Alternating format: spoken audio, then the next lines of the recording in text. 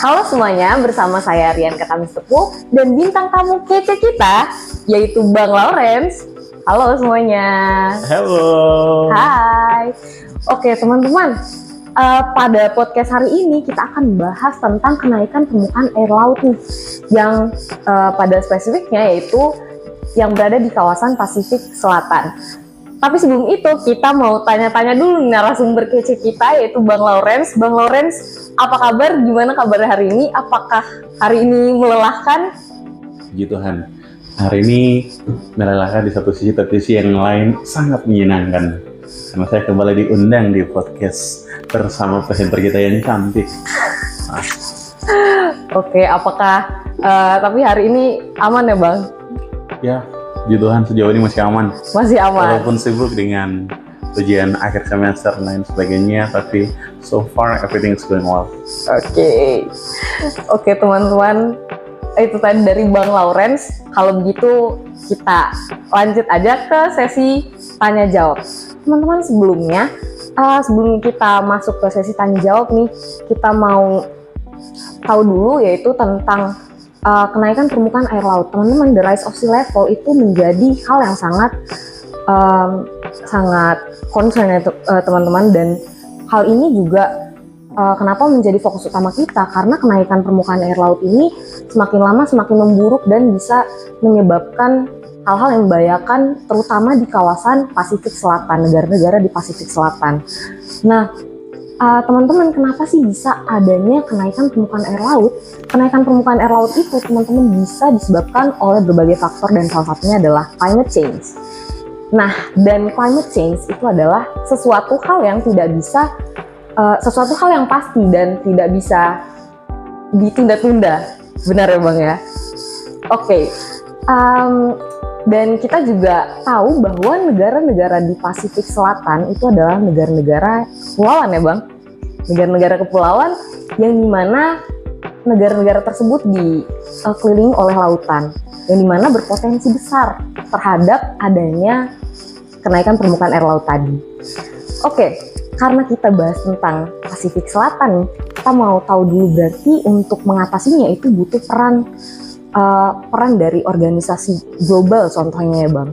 Dan salah satunya itu kita akan bahas tentang PIF atau Pacific Island Forum, yang akan dibahas lebih jauh oleh Bang Lawrence sebagai ahlinya, narasumber kita hari ini. Oke, tanpa basa-basi lagi kita akan bahas, yaitu pertama kita mau tahu dulu nih Bang, sebenarnya PIF ini organisasi yang seperti apa sih? Kita mau kenalan dulu, mungkin Bang Lawrence. Wah, terima kasih. Terima kasih sudah undang saya di program podcast kalian. Topik yang sangat menarik dengan tema yang sangat menarik, dan tema yang pada saat ini menjadi tantangan yang langsung dihadapi oleh tidak hanya umat manusia, tapi juga makhluk hidup yang lain, dalam hal ini flora dan fauna yang kebetulan ada di kawasan Pasifik.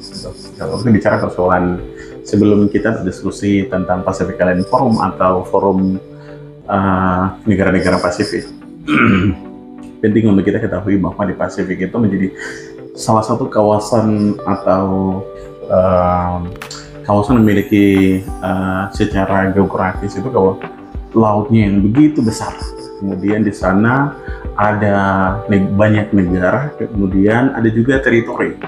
Jadi dia negara berdaulat, kemudian ada teritori dari negara-negara berdaulat. Misalnya kita dari Pacific Island Forum atau negara-negara berlawan kan, seperti yang langsung berdekatan dengan Indonesia itu ada Papua New Guinea, terus ada Solomon Islands, Vanuatu, Fiji, Samoa, Tonga.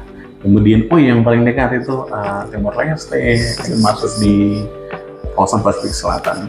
Kemudian di sana ada seperti tadi Abang sampaikan di awal bahwa ada juga teritori, jadi overseas teritori. Misalnya dari United States atau dari Amerika, ada Samoa misalnya, terus Mariana Islands misalnya, atau American Samoa.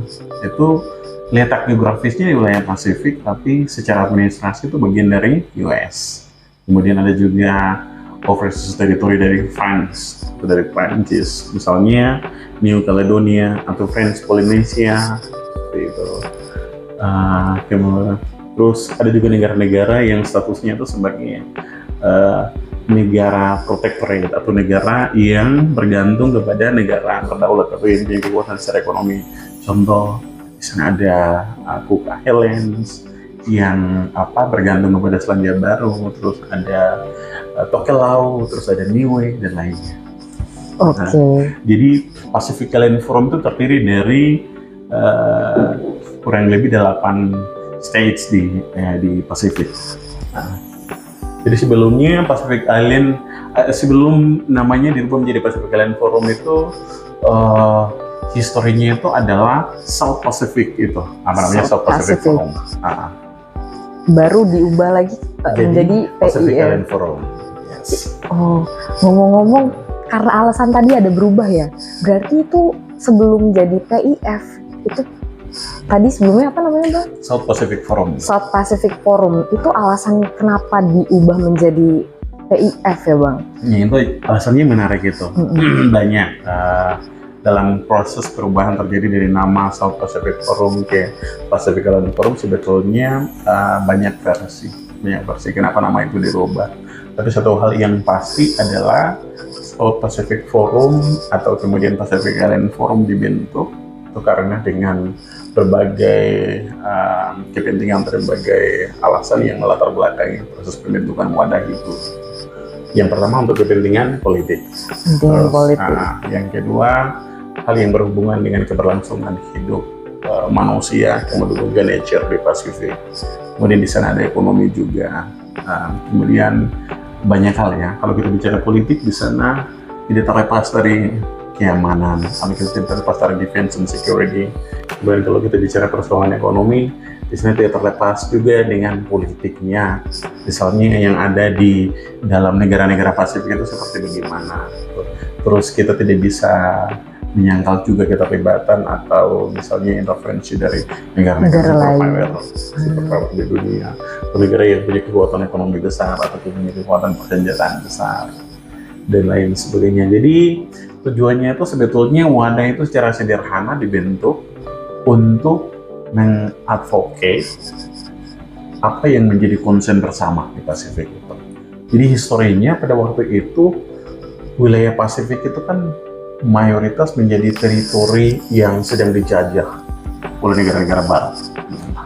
Makanya lahirlah forum South Pacific Forum dengan tujuan untuk negara yang sudah merdeka bareng-bareng mendukung negara yang pada saat itu masuk di dalam komisi dekolonisasi atau yang sedang berjuang untuk mendapatkan kemerdekaan.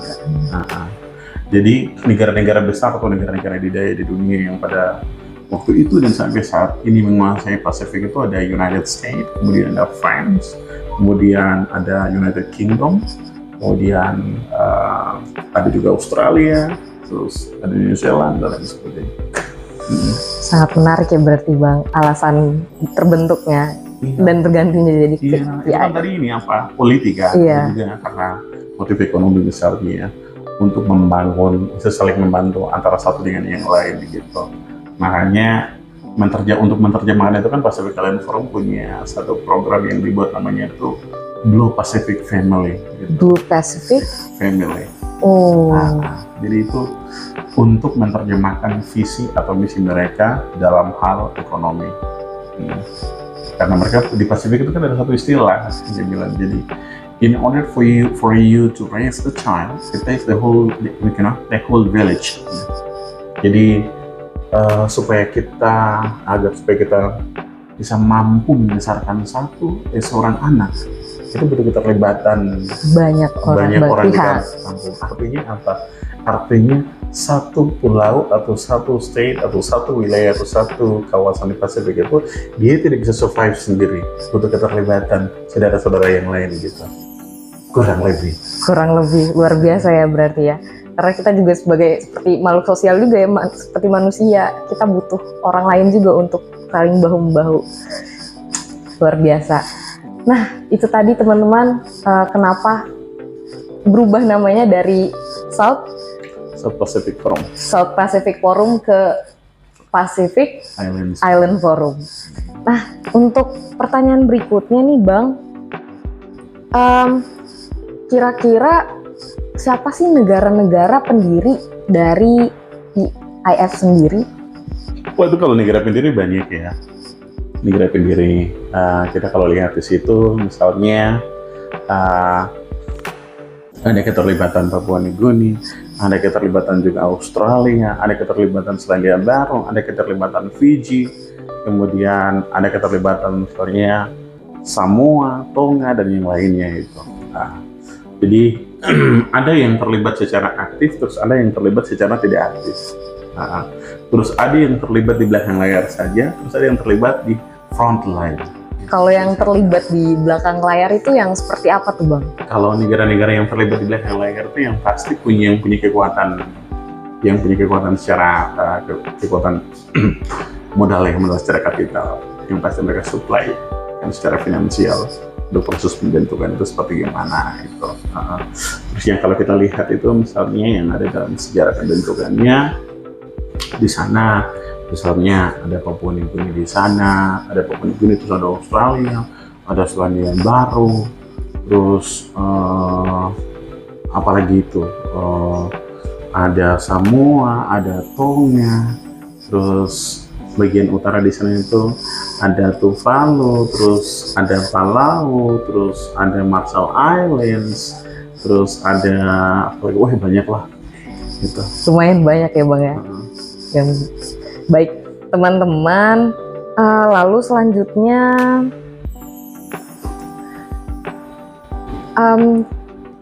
kira-kira tadi kan sudah disebutkan bahwa ada negara-negara yang bekerja di belakang layar ya, lalu ada juga negara-negara yang bekerja secara aktif dalam Pacific Island Forum ini.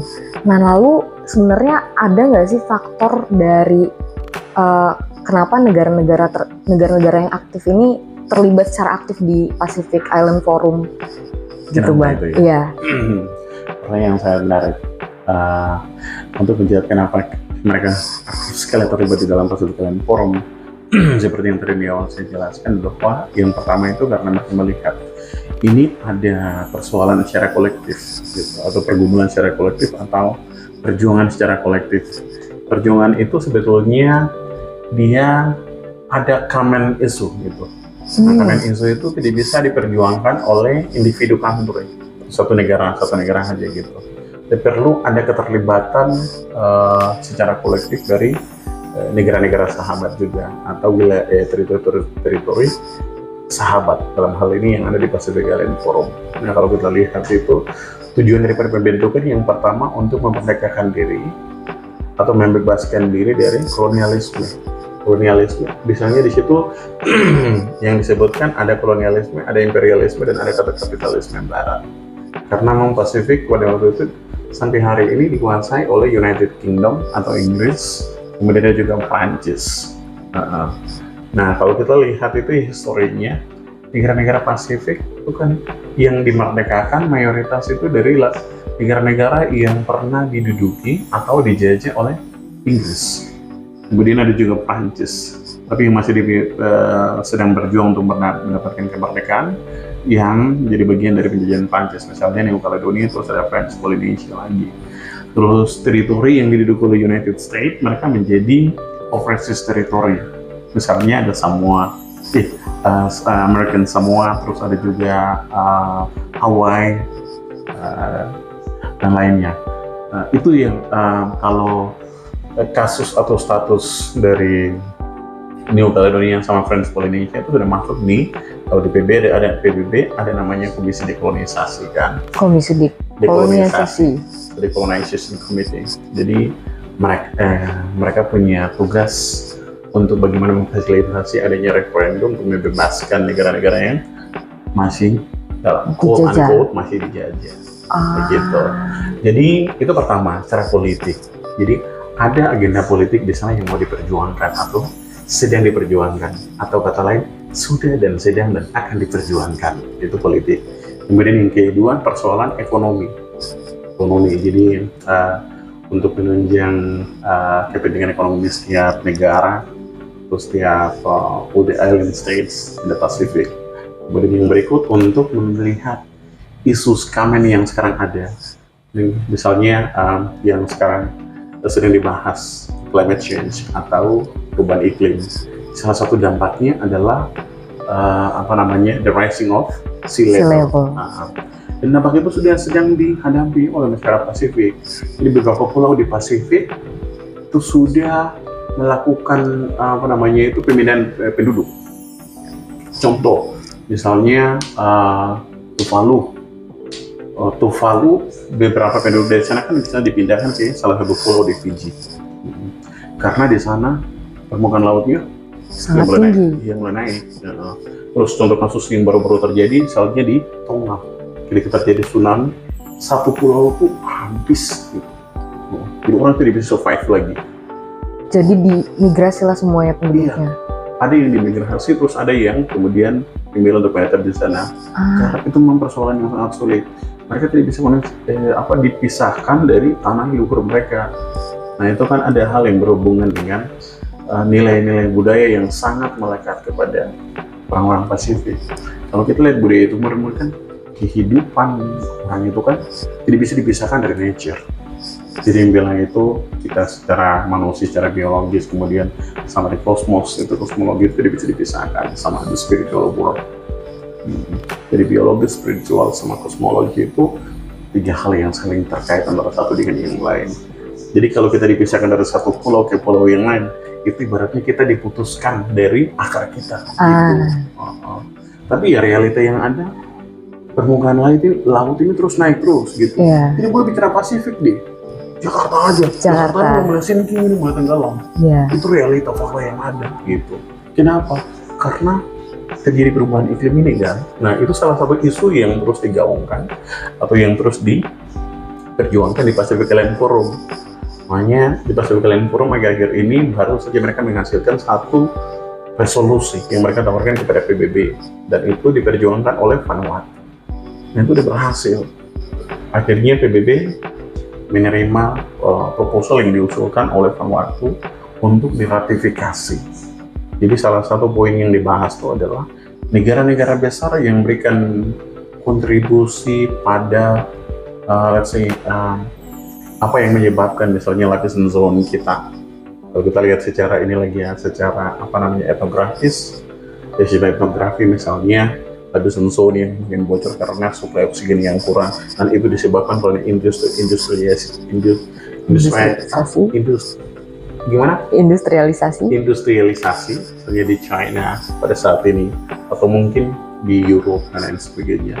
Itu yang menyebabkan lapisan ozon kita jadi tipis. Akhirnya bumi mulai panas. Dan ketika panas, es di kutub utara dan kutub selatan kan mencair. Begitu mencair, menyebabkan kenaikan permukaan laut itu kan dia naik.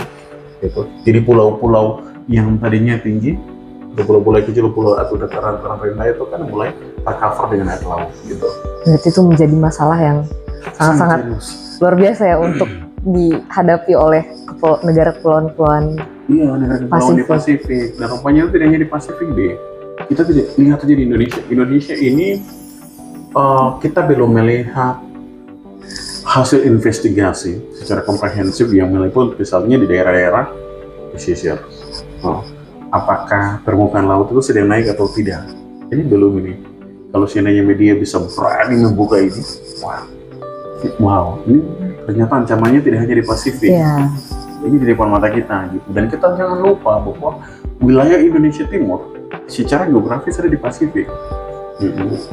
Dan perlu kita buka mata bersama, apakah pulau-pulau kecil di Indonesia itu sudah mulai tertutup atau tidak? Ini kan belum ada yang berbicara nih, belum ada yang melihat. Hopefully setelah publik menonton podcast ini bisa menyuarakan, berikan pressure kepada pemerintah. Tolong lihat dulu gitu kan. Harus gitu. Supaya kita bisa lihat, karena climate change deh, ini bukan persoalan nature. Ini persoalan ancaman terhadap manusia. Jadi bagaimana manusia itu bisa bertahan hidup kalau nature-nya sudah tidak nature-nya itu bukan lagi tempat yang safe buat mereka, kan ini ancaman kepada kemanusiaan. Benar sekali Bang. Berarti Pacific Island Forum ini sangat benar-benar sangat concern ya untuk isu the rise of sea level ini ya, daripada mungkin Indonesia. Kalau Indonesia sekarang kan belum banyak yang benar-benar yang tadi Abang bilang itu banyak investigasi dan segala macam, tapi Pacific Island Forum ini udah sangat berjalan ya program kerjanya untuk climate change sendiri ya. Iya, yang perlu kita ingat bersama itu adalah di Pacific Island Forum itu tidak hanya island states, tapi di situ ada 14 dialog partner. Di Indonesia salah satunya. Jadi 14 negara yang menjadi dialog partner ini negara yang bukan terletak di kawasan Pasifik, di luar dari kawasan Pasifik, tapi yang punya concern yang sama atau yang punya kepedulian terhadap perubahan iklim yang terjadi. Indonesia salah satu partner ya. Jadi misalnya gini, 2013 ketika selain dari Pacific Island Forum itu ada satu forum lain yang namanya Pacific Development Forum. Jadi 2013 Indonesia sebetulnya Pacific Development Forum itu lahir dari Pacific Island Forum juga. Jadi misinya itu kurang lebih 12-13 lah gitu.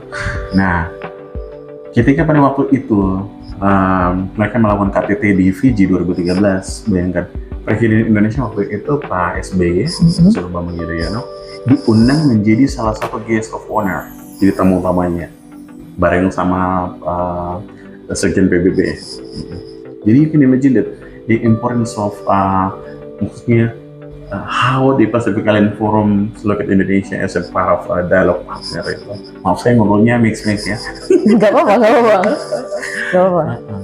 Jadi Indonesia menjadi salah satu itu dialog partner dari 14 negara.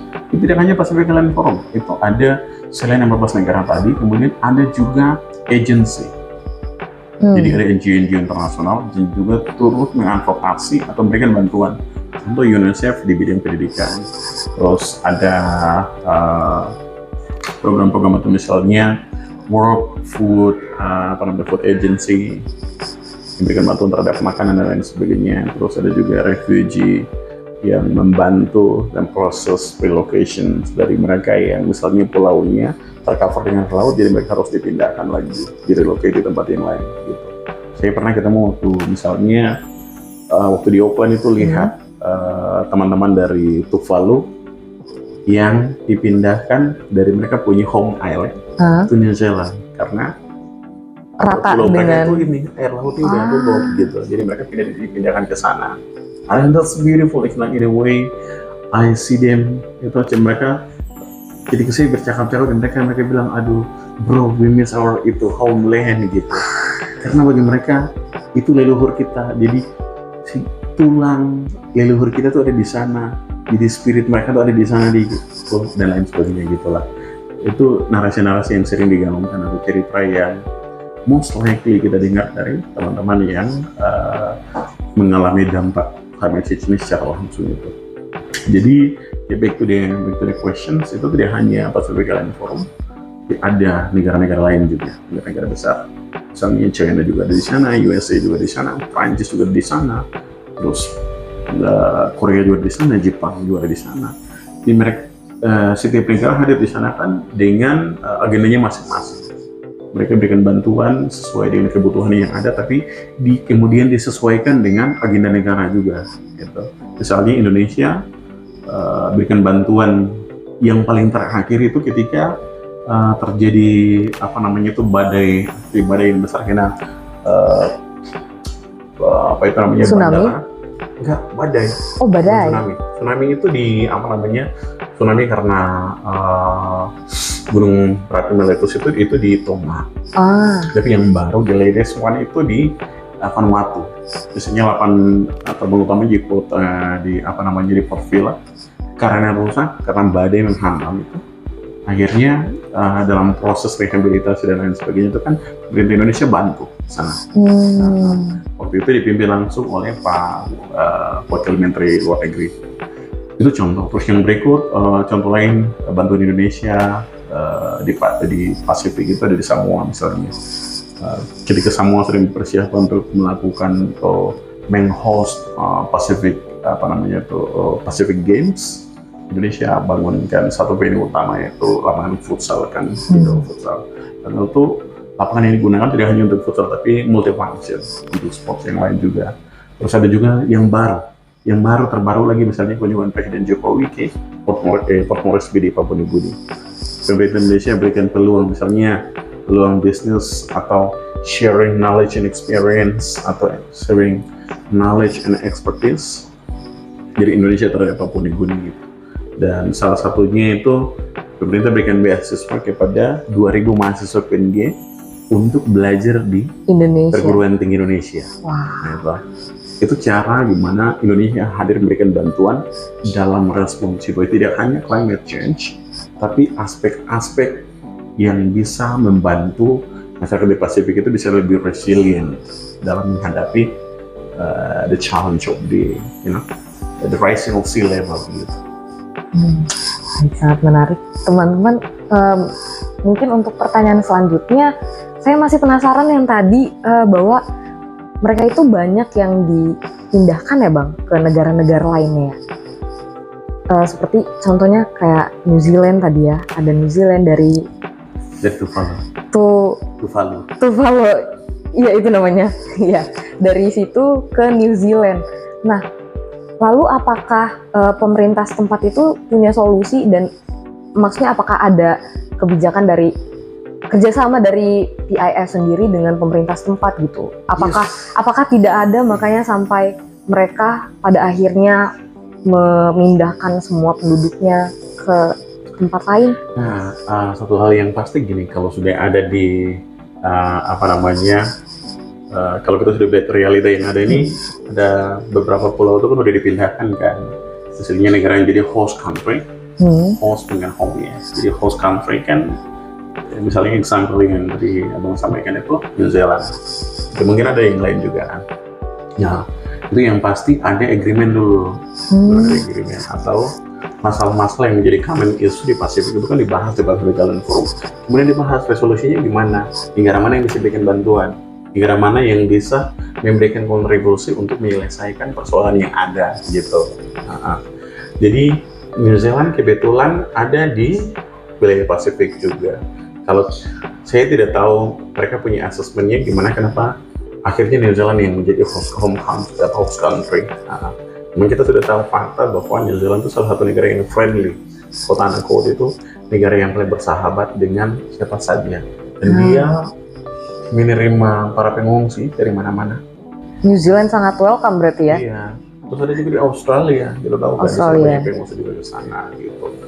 Jadi kalau saya lihat selain daripada aspek kedekatan secara geografis juga secara kultur, karena masyarakat Pasifik kita harus ingat ini Pasifik ini didiami oleh 3 etnis besar atau 3 rumpun besar. Ada rumpun Melanesia, rumpun Polinesia, sama rumpun Mikronesia. Nah, teman-teman yang sedang mengalami dampak yang begitu ini mayoritas itu ada di Polinesia sama Mikronesia. Melanesia, yes iya, tapi tidak begitu signifikan nampaknya. Nah, yang sudah direlokasikan itu dari Polinesia, misalnya dari Tuvalu. Jadi kalau kita melihat kenapa New Zealand, lihat secara kultur atau secara secara etnografi, ada hubungan ikatan secara genealogi. Jadi untuk menyesuaikan diri itu tidak terlalu sulit. Karena New Zealand itu masyarakat pribumi itu orang aslinya itu namanya suku Maori. Nah, orang Maori itu masuk di dalam rumpun Polinesia. Gitu. Makanya dia pilih New Zealand gitu karena ada kedekatan tadi itu ya Bang? Iya, banyak pertimbangan sebetulnya. Ya, pertimbangan. New Zealand juga kan secara state mereka punya foreign policy kan. Ya, jadi independent foreign policy, mereka punya pertimbangan sendiri juga untuk menerima mereka. Makanya itu kenapa dia sebagai host country tadi ya. Dan bisa juga di Australia, saya belum mendapatkan data yang pasti apakah Australia sudah open untuk menerima migrasi karena dampak climate change di Pasifik atau tidak gitu. Baik. Oke teman-teman, kita akan lanjut ke pertanyaan berikutnya. Tadi kita udah bahas mengenai latar belakang PI, PIF. Lalu kita sekarang akan bahas tentang apakah ada kayak kebijakan atau deklarasi yang dikeluarin oleh PIF sendiri dalam rangka untuk mengatasi masalah climate change ini. Sangat benar ya. Jadi sebelum ini ya, sebelum Bapak jawab pertanyaannya terkait dengan deklarasi Majuro, mungkin yang penting teman-teman ketahui adalah di bawah Pacific Island Forum itu ada organisasi subregional atau sub-regional organization.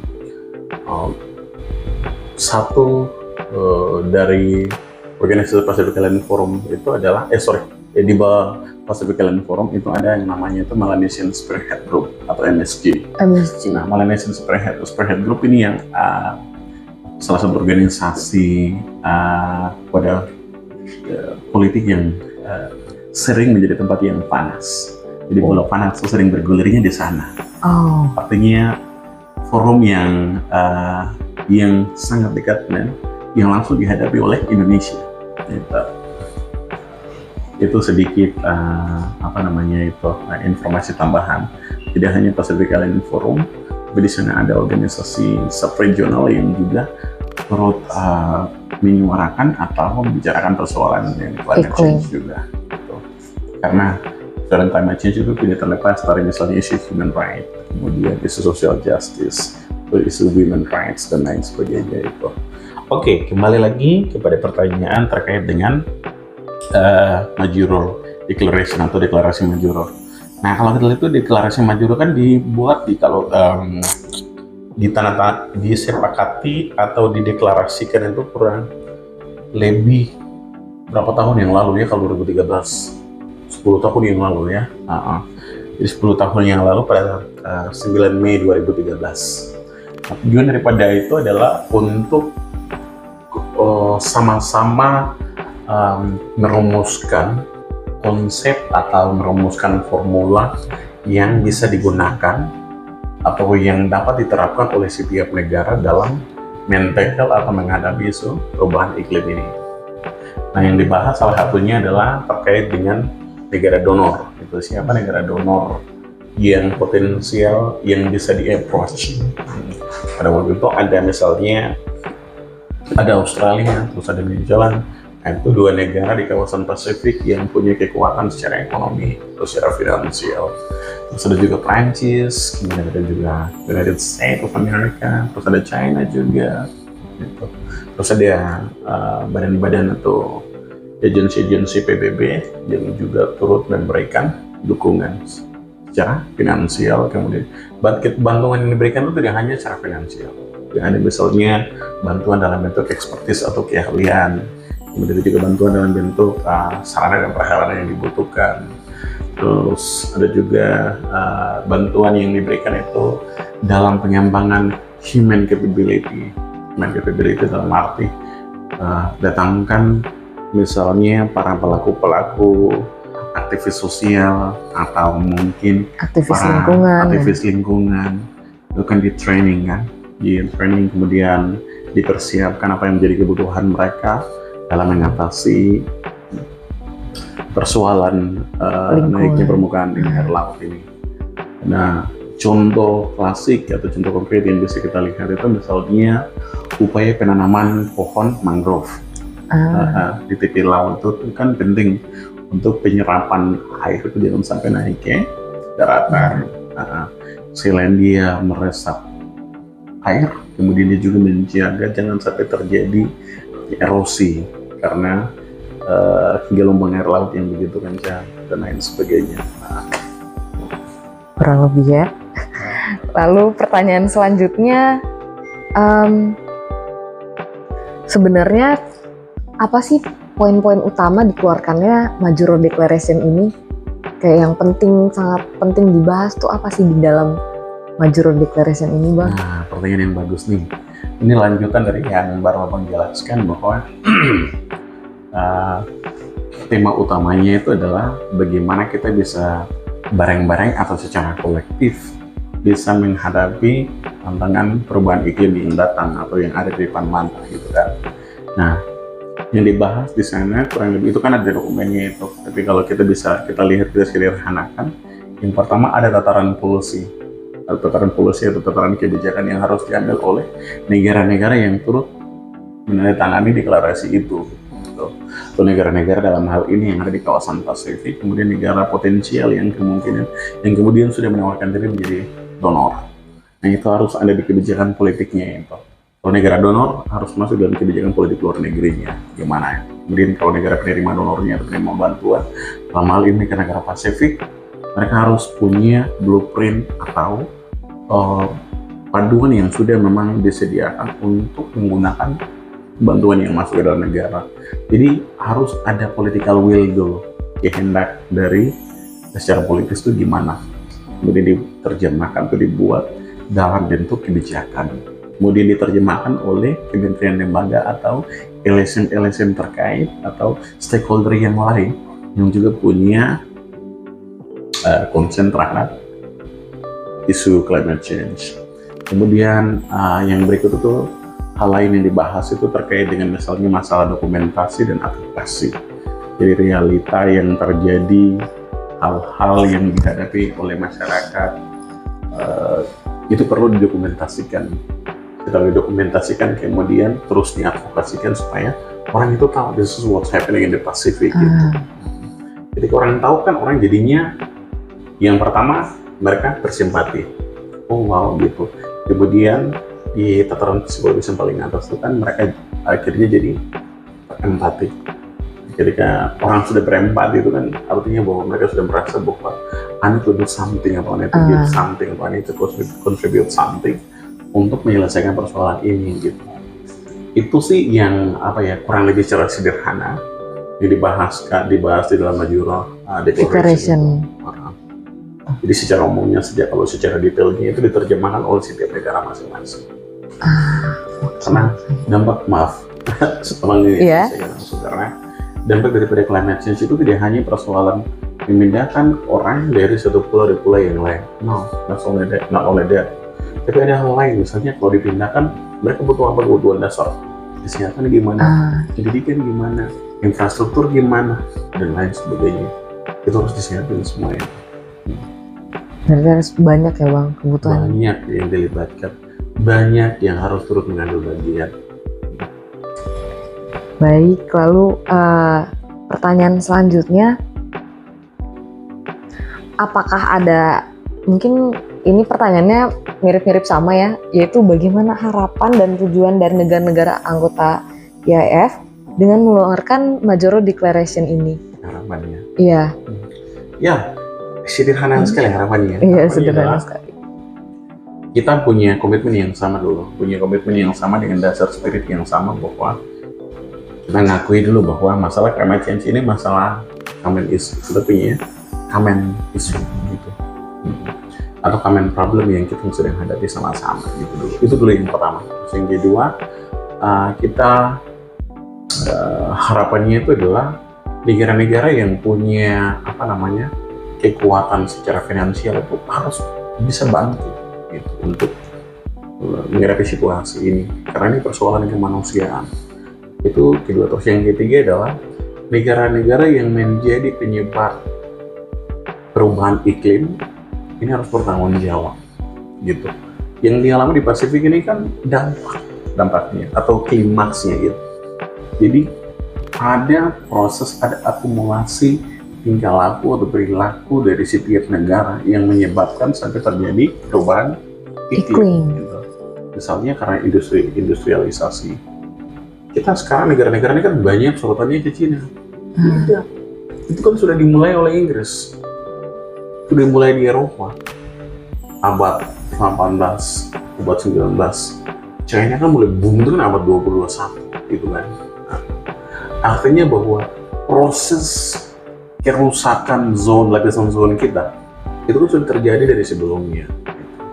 Nah sekarang kita lihat klimaksnya ini, baru kemudian masing-masing saling menunjuk jarinya. Lu yang salah, kamu yang salah gitu. Padahal tidak seperti itu ya Bang ya? Tidak seperti itu. Nah masing-masing harus merefleksikan diri gitu.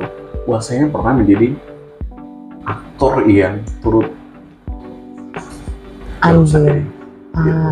Nah, ini perlu kita lihat. Makanya negara-negara Pasifik itu kan terus menyuarakan teman gabungan tidak hanya di Pacific Island Forum, tapi yang menjadi keputusan secara kolektif di Pacific Island Forum itu kemudian kan digaungkan atau disuarakan di forum PBB gitu. Misalnya pada saat General Assembly atau pertemuan semua negara di New York itu kan sering itu digaungkan terus oleh negara-negara Pasifik. Oh kalian harus ingat ini yang kalian buat, ini yang kita alami gitu kan. Makanya dalam proses menghadapi dampak buruknya ini perlu kerja bareng-bareng, jadi bisa 1-2 negara sendiri. Berarti tidak bisa saling tunjuk siapa yang salah, karena semuanya juga pasti turut andil ya Bang dalam isu climate change ini ya. Kayak contohnya bukan cuma Cina doang, mungkin Cina baru sekarang aja, tapi Inggris itu mungkin udah dari zaman revolusi industri ya. Revolusi industri sampai berarti kita tidak boleh juga saling tunjuk, padahal semuanya itu jadi pelaku dalam isu climate change ini ya. That's right. Gitu. Ini kita bisa lihat juga kan kalau misalnya kita investigasi lebih dalam, gitu kan. Katakan industri-industri besar di China itu investornya dari mana itu? Banyak orang Amerika yang punya duit investasi di sana gitu kan. Artinya ini kita tidak tahu, bisa jadi ada investor orang Indonesia juga, artinya kita juga ikut bermain gitu kan. In like directly atau indirectly kita juga ikut memberikan kontribusi terhadap isu climate change. Itu dari tataran yang paling besar ya kan? Dampak paling besar. Kita lihat misalnya di middle mungkin katakan di medium atau mungkin yang paling kecil, bagaimana kita menggunakan misalnya transportasi dan lain sebagainya. Itu kan gas-gas yang digunakan kan mempengaruhi berkontribusi terhadap kualitas. Kalau kita bandingkan suplai oksigen yang dihasilkan oleh planet sama gas emisi yang dihasilkan oleh manusia, itu kan berbanding terbalik gitu. Suplai oksigen kan mulai menurun. Terus kalau kita melihat gas emission yang dihasilkan oleh manusia itu kan lebih tinggi gitu perbandingannya. Nah, harusnya oksigen lebih tinggi dibanding emission yang dihasilkan oleh manusia, kayak gitu. Jadi yang ironis sekali itu adalah misalnya daerah atau wilayah atau teritori atau kawasan yang punya atau yang menyimpan kandungan oksigen atau yang menjadi paru-paru dunia, katakanlah paru-paru dunia. Ini kan terjadi illegal logging atau penebangan hutan secara liar. Gitu. Dan ini sering dimainkan oleh para pebisnis atau korporat global gitu, jaringan bisnisnya secara internasional. Nah itu kan banyak investigasi misalnya dari Greenpeace laporannya. Itu kan banyak. Indonesia lihat saja, hutan Kalimantan habis, hutan Sumatera habis, sebentar lagi hutan Papua habis. Di PNG misalnya, hutan PNG sedikit lagi habis. Itu siapa yang invasi? Investor-investor, para kapitalis yang kuasai semuanya. Hutan Brasil sebentar lagi habis, selesai kita. Berarti perlu concern dari banyak orang juga ya terhadap. Iya, jadi ketika kita melihat perubahan iklim yang terjadi atau the rising of sea level atau naiknya permukaan air laut ini, jadi bisa kita lihat itu kan klimaksnya atau puncaknya itu ada rentetan peristiwa atau akumulasi tingkah laku atau perilaku manusia yang menyebabkan hal itu terjadi kan gitu. Makanya manusianya ini perlu sadar gitu. Iya benar. Tapi sayang yang menjadi keprihatinan mungkin sayang sekali menurut saya sendiri mungkin kayak para kaum kapitalis mungkin tidak terlalu concern terhadap isu-isu lingkungan, terutama kayak kenaikan permukaan air laut, padahal itu sangat luar biasa memprihatinkan kan, karena itu berkaitan dengan keberlangsungan hidup manusia. Mungkin karena jadi mereka nggak memikirkan tentang ya biarkan saja paru-paru dunia dibakar aja. Iya, karena kan yang penting uang. Pikiran kapitalis itu kan artinya selagi saya bisa mendapatkan selagi bisnis saya ini hidup dan saya bisa mendapatkan profit sebanyak mungkin, ya terima aja. itu yang tidak mengedepankan aspek etika. Tapi ada juga kelompok kapitalis yang mengedepankan aspek etika. Dan mereka lihat ini, bisnis saya ini berdampak untuk orang banyak atau tidak. Dampaknya dampak positif atau negatif gitu. Yang punya concern masalah etis yang baik, itu cenderung mereka menghindari kalau misalnya operasi bisnisnya dalam yang berhubungan dengan misalnya lingkungan hidup, misalnya penebangan pohon ini memberikan dampak buruk, pasti mereka pertimbangkan. Banyak sekali kalkulasi yang mereka lakukan. Tapi yang tidak etis, yang rakus tuh, yang greedy atau yang serakah, ambil aja mereka, tidak peduli dengan yang lain gitu. Memang kalau kita lihat itu lebih kepada aspek psikologis. Ketika orang itu kan udah terbiasa pegang duit gede dan tidak pernah merasa cukup dengan yang dia punya, kan maunya nambah terus gitu. Proses dia mendapatkan duitnya itu apakah dengan cara yang etis atau tidak, itu persoalan kedua bagi dia. Yang penting duit saya bertemu terus gitu. Bahwa dia tidak sadar kalau dia akan pernah menemukan titik kepuasannya. Benar sekali ya Bang. Karena kerakusan dari kapitalis ini ya. Lalu selanjutnya kita akan bahas langkah-langkah nih. Tadi sebelumnya kita udah membahas tentang Majuro Declaration. Lalu untuk langkah-langkah PIF sendiri itu apa sih langkah-langkah konkret yang dilakukan oleh PIF terkait climate change ini? Langkah konkret, wah ini pertanyaan menarik ini. Kita sudah bahas banyak ya hal-hal lain, hal secara general yang dilakukan oleh Pacific Island Forum. Pacific Island Forum itu kan bukan organisasi yang punya, let's say, sumber finansial sendiri, tidak. Dia rely kepada donor-donor internasional, terus negara-negara yang punya kekuatan secara finansial, atau yang punya kekuatan secara keunggulan secara informasi, teknologi, dan lain sebagainya. Nah, langkah yang dilakukan oleh Pacific Island Forum yang bisa kita lihat sejauh ini itu misalnya langkah advokasi. Apa yang menjadi keputusan di KTT, mereka setiap kali ada KTT, apa yang menjadi konsensus bersama atau keputusan bersama itu kemudian disuarakan di PBB. Terus yang harus disuarakan ke PBB disuarakan, kemudian yang harus disuarakan ke misalnya katakan organisasi-organisasi yang lain, tapi di situ terdiri dari berbagai negara di dunia, dalam hal ini misalnya World Trade Organization atau organisasi perdagangan dunia misalnya, atau mungkin IMF, International Monetary IMF funding, terus yang berikut ada World Bank, terus atau mungkin Asian Development Bank dan sebagainya. Nah itu kan mereka lakukan komunikasi melalui setiap kedutaan yang ada di negara-negara, misalnya negara-negara target mereka gitu.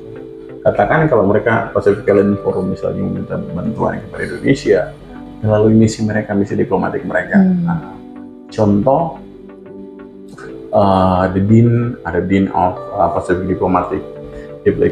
Diplomatic Mission di Asia Tenggara atau di Indonesia, itu kan misalnya kedutaan Solomon Islands. Gitu. Jadi juga Solomon Islands itu ada Dean-nya, dia yang mengkepala itu mengkoordinir dubes-dubes yang lain dari Pasifik. Dan misalnya satu dari sekian banyak agenda yang mereka bicarakan terkait dengan Pasifik ini dapat terkait dengan climate change. Oke. Jadi ada mekanisme atau aturan mainnya. Selain lobby, selain advokasi, yang tadi abang mention, misalnya dari aspek advokasi yang pada waktu itu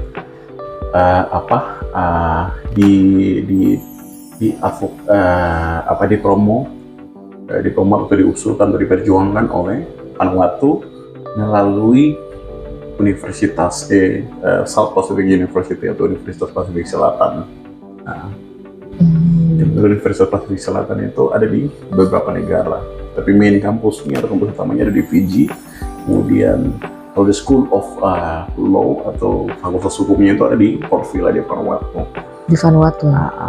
Jadi teman-teman akademisi dari USP atau University of South Pacific mereka formulasikan itu, kemudian titip kepada pemerintah Vanuatu. Vanuatu on behalf of Pacific Island Forum menyuarakan itu di forum gitu. Oke, baik. Nah, itu dari sisi advokasi. Kemudian di sisi yang lain itu ada sharing dengan ada sharing knowledge and experience juga. Jadi sharing knowledge and experience itu contohnya adalah misalnya ada experts atau ahli dalam hal climate resilience. Misalnya itu punya yang dimiliki Australia atau yang dimiliki Australia Baru. Nah, mereka pinjamkan, tapi Australia support mereka untuk berikan training kepada misalnya anak muda atau komunitas-komunitas yang ada di negara-negara Pasifik yang langsung berhadapan dengan ini persoalan isu climate change ini. Tapi kalau tadi ada sharing knowledge ya, kayak misalnya Australia tadi bisa memberikan risetnya ke negara-negara di Pasifik Selatan, tapi ada nggak sih Bang kayak misalnya yang sharing knowledge tadi tuh datangnya tuh dari negara-negara luar, bukan dari PIF-nya gitu, negara-negara dari PIF-nya. Ada. Ada juga. Iya, Indonesia salah satunya ya. Iya. Indonesia kalau kita lihat itu misalnya Indonesia memberikan bantuan kepada Pacific Island Forum itu dalam semangat kerjasama Selatan-Selatan. Kalau kerjasama Selatan-Selatan itu briefly history atau latar belakangnya itu kan lahir dari konferensi Asia Afrika tahun 1955 di Bandung, diinisiasikan oleh Indonesia. Nah, hadirkan negara-negara yang pada waktu itu sedang struggle untuk mendapatkan kemerdekaan dari penjajahan. Nah, gitu. Jadi salah satu program yang nyatakan atau diimplementasikan oleh Indonesia itu adalah melakukan training bagaimana caranya mengelola potensi sumber daya alam di daerah pesisir pantai. Karena mungkin kita juga negara kepulauan yang Iya. Misalnya contoh klasik Indonesia kemarin menjadi tuan rumah konferensi archipelagic states atau negara-negara kepulauan di dunia. Di Bali kan baru aja dilakukan. Nah, salah satu poin yang dibahas itu adalah bagaimana Indonesia bisa menawarkan expert atau ahlinya dalam hal mengembangkan potensi-potensi yang ada di laut atau di daerah pesisir. Tidak menuntut kemungkinan bisa diterjemahkan dan dalam proses bagaimana orang di kepulauan itu bisa bertahan dalam menghadapi naiknya permukaan air laut itu ya. Untuk pertanyaan berikutnya, dalam sebuah forum contohnya seperti PIF ini pasti ada kendala-kendalanya ya Bang, pasti.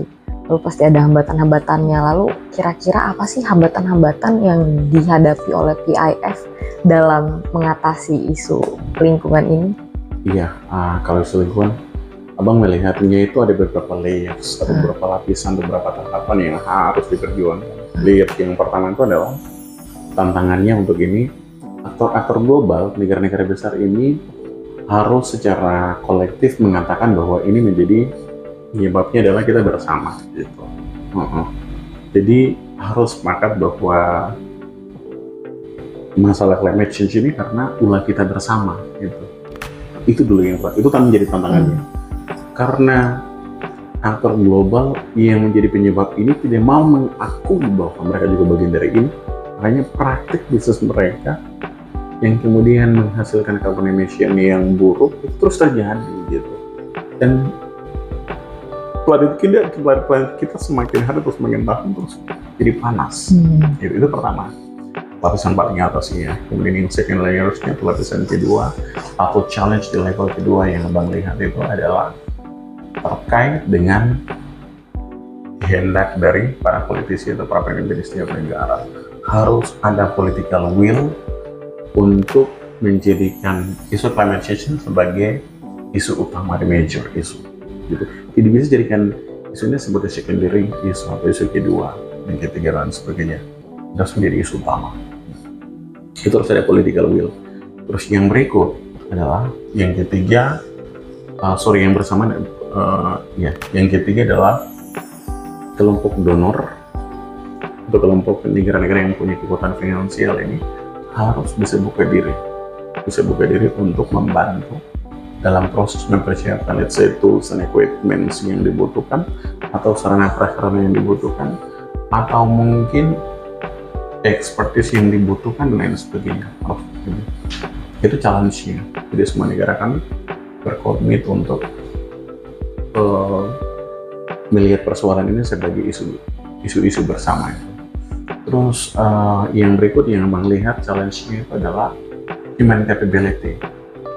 Di human capability dalam arti gini, tidak semua masyarakat di Pasifik itu punya latar belakang untuk mendapatkan pendidikan yang baik in terms of atau dalam hal mereka bisa istilahnya berdiri pada kaki mereka sendiri gitu, jadi self resilience. Atau mereka harus punya pendidikan yang baik, pendidikan terkait dengan bagaimana caranya, let's say, to protect the nature, untuk melindungi lingkungan seperti gimana, apa yang harus dikerjakan, dilakukan, atau diupayakan, atau dibudidayakan, apa gitu. Itu harus penting. Nah, itu penting sekali yang harus dilakukan. Nah, karena itu menjadi tantangan. Kemudian yang berikut yang abang lihat menjadi tantangan di sana itu adalah Pasifik itu menjadi tempat yang menjadi tempat apa itu namanya, hunting ground-nya. Hunting ground negara-negara besar di dunia. Karena negara yang sangat kaya, lautan yang sangat kaya, itu menjadi hunting ground. Orang tidak berpikir persoalan, jadi misalnya negara-negara perusahaan-perusahaan besar yang beroperasi di sana punya kewajiban tanggung jawab. Misalnya, oke lah, they can take everything, like semua yang ada di Pasifik boleh jadi mereka ambil, tapi punya kewajiban harus give back to the planet and community. Kalau nama planet, misalnya di dalam bisnis itu kan ada corporate social responsibility.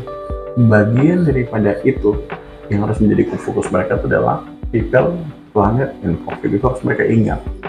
Tidak hanya ambil profitnya aja, terus lupakan people dan planet. Iya. Harus bijaksana. Semuanya harus sejalan ya Bang. Semua harus sejalan ya. Luar biasa. Berarti tadi ya, nggak boleh jadiin secondary. Harus jadi primary. Harus jadi primary ya. Luar biasa. Lalu semuanya harus berkomitmen. Kalau semuanya, kalau nggak cuma berapa doang yang berkomitmen, itu sama aja. Nggak bisa ya Bang. Travel Indonesia ini kan bukan karena ulah 1-2 negara. Ini banyak negara yang terlibat. Mungkin what already happened in the past itu mungkin buruk sekali gitu. Tapi kan sekarang ini sadar atau tidak sadar, kita juga turut memberikan kontribusi dampak yang buruk terhadap climate change gitu. Katakan berapa ribu atau juta penerbangan yang terjadi dalam sehari. Gas yang keluar dari afternya, terus dari bensinnya, dari solarnya, itu berapa yang mempengaruhi? Kita tidak tahu, gila sekali. Jakarta kan kita rasakan sekali, contoh di Jakarta. Di Jakarta itu, kalau kita lihat berapa waktu yang lalu, jalan keluar aja menghirup udara itu sampai jadi sesak. Itu kan dampak daripada itu. Kualitas udara kan udah tidak bagus. Kenapa? Ya karena dari transportasi yang kita gunakan, teknologi yang kita gunakan, atau mungkin karena asap-asap, atau mungkin zat-zat ini yang dilepas oleh industri-industri sehingga menyebabkan jarak kita jadi terkontaminasi, atau mungkin yang mempengaruhi lapisan ozon kita, atau suplai oksigen yang kurang atau terbatas dan sebagainya. Banyak faktor ya. Baik, mungkin untuk last questions, apakah langkah-langkah dan Majuro Declaration tadi, kita sudah bahas tadi sebelumnya ya, Majuro Declaration ya Bang. Lalu apakah hal-hal yang dilakukan PIF ini, termasuk dalam Majuro Declaration ini, menurut Abang apakah itu efektif atau kurang atau bagaimana? Nah, ini menarik ini, menarik. Kalau dibilang, saya yakin bahwa yang sudah dilakukan oleh negara-negara Pasifik ini, kalau bilang efektif, iya. Belum bilang efektif, belum sampai efektif. Karena struggle-nya banyak, tidak hanya itu. Pasifik ini kan salah satu negara yang punya isu korupsi juga yang sangat tinggi, gitu. Jadi dalam proses implementasinya itu, apakah sudah diimplementasikan sesuai harapan atau tidak, gitu. Dan hal penting lain yang seperti itu, Net Zero Declaration itu tidak bisa kita pisahkan dari misalnya SDG Sustainable Development Goals yang sudah dicanangkan oleh PBB. Karena bagian dari SDG itu ada juga satu bagian agenda yang dibahas terkait dengan climate change atau perubahan iklim. Jadi masalahnya itu yang tadi yang jadi masalah sampai hari ini itu kan terkait dengan ketersediaan human resources atau sumber daya manusia, kemudian sarana prasarana yang bisa digunakan. Tapi satu hal yang tidak bisa kita deny the fact itu adalah permukaan laut ini terus naik, gitu. Nih, karena kita pikirkan adalah negara-negara besar yang punya wilayah atau yang punya geografis yang luas, ini harus berpikir bagaimana caranya menjadi negara yang baik hati untuk menjadi host menerima pulau-pulau yang sudah tidak bisa lagi survive atau bertahan. Baik, mungkin sekian dari pertanyaan dan sesi podcast hari ini. Teman-teman, lagi-lagi untuk menutup podcast hari ini, tadi bahwa telah disampaikan bahwa isu kenaikan permukaan air laut ini menjadi hal yang harus menjadi concern semua pihak ya Bang ya, karena tidak hanya merugikan satu saja, tapi dampaknya bisa kita rasakan sampai sekarang ini. Dan salah satunya itu adalah negara-negara di Kepulauan Pasifik Selatan. Nah, gimana cara PIF dalam menangani hal ini, yaitu salah satunya banyak cara ya dengan sharing knowledge dan lain-lainnya. Lalu bagaimana keterlibatan kita semua, yaitu kita juga harus paham bahwa ini adalah concern bersama, harus menjadi fokus utama kita ya Bang, karena ini menyangkut keberlangsungan hidup manusia. Baik, mungkin teman-teman itu saja pertanyaan-pertanyaan dan sesi podcast hari ini. Mungkin Bang Lawrence ingin menambahkan? Well, mungkin ada beberapa hal ya. Ini banyak hal sudah kita diskusikan atau kita bahas bersama. Tapi ada beberapa poin penting yang menjadi highlight yang bisa kita lakukan bersama ya, sebagai let's say itu collective action yang bisa kita lakukan. Yang pertama, sebagai mahasiswa, sekarang adanya sosmed, gunakan fasilitas yang ada misalnya lewat sosmed, turut mengkampanyekan atau menyuarakan persoalan yang terjadi. Tidak hanya di Pasifik, kalau bicara perubahan iklim ini kan dampak daripada the rising of sea level ini kan terjadi di mana-mana gitu. Tapi yang selama ini kan disorot di Pasifik. In fact kita Indonesia ada di Jakarta. Jakarta ini kan kalau kita lihat kan, kalau sampai ke Jakarta bukan hanya ke Tanjung Priok itu kan juga lihat itu, wih ini air lautnya Ancol ya Bang. Gitu kan, Ancol dan lain sebagainya. Jadi perlu kita suarakan.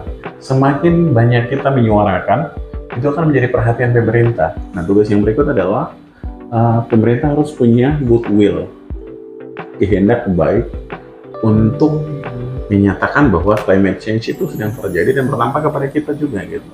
It's not only the island states in the Pacific, but also it's happening to us in Indonesia as well. Nah, kita mungkin tidak tahu ya, mungkin karena kurang adanya peliputan terkait dengan dampak climate change. Tapi kalau kita lihat itu sebetulnya kita mengalami itu juga, misalnya daerah-daerah pesisir. Mungkin yang tadinya itu air laut jauh tapi mulai dekat, ini kan concerning juga. Kemudian yang berikut untuk institusi pendidikan atau lembaga pendidikan yang ada, perlu berpikir bagaimana caranya kita melakukan riset dan studi how to solve these issues together. Karena tadi biasa mengatakan bahwa ini aja, ini negara-negara Pasifik aja punya tanggung jawab. Enggak, kita semua kita akan menjadi global community. So we need to take this this issue as our own as well, atau menjadi milik kita bersama, supaya kita bareng-bareng berpikir atau secara kolektif kita berpikir how to solve this gitu. Dan dari saya secara pribadi, saya bikin apresiasi kepada mungkin mereka yang sudah terlibat aktif ya dalam memperjuangkan nasib para korban dari climate change ini, atau mereka yang terus berjuang dalam proses misalnya climate resilience, not only the Pacific, but also in other country as well. Dan juga para aktivis lingkungan hidup. So I pay my respect to all of you, and thank you also kalian yang udah undang Abang di podcast ini. And ini part of advocacy work as well. So jadinya kami diskusi ini kan kita bagi insight kita, terus ada apa yang kita tahu kepada teman-teman yang lain. Jadi kan teman-teman lain yang mungkin tidak aware dengan situasi atau realita yang ada, akhirnya mereka tergerak hati, hopefully mereka tergerak dan kita bareng-bareng memikirkan dan juga menyuarakan persoalan ini. Dari Abang sih gitu, terima kasih bila ada kekurangan, tuh ada salah kata dan lain sebagainya, mohon dimaafkan. Dan kalau mungkin yang penasaran mau berdiskusi lebih lanjut lagi, teman-teman bisa nanti reach me lewat Instagram, bisa juga. Terus Instagramnya apa tuh Bang? Instagramnya itu sebentar, L terus apa itu underscore L_Aroha_88, bisa lewat itu juga. Terus bisa langsung ke channel YouTube yang nanti publikasi podcast ini juga. Iya, baik. Teman-teman diingat ya, L_Aroha 88. Oke. Teman-teman mungkin sekiranya segitu dari kami berdua. Terima kasih Bang Lawrence sudah menyempatkan waktunya untuk datang ke podcast kita hari ini. Teman-teman, sampai jumpa di podcast-podcast berikutnya. Bye. Yes. Terima kasih Bang.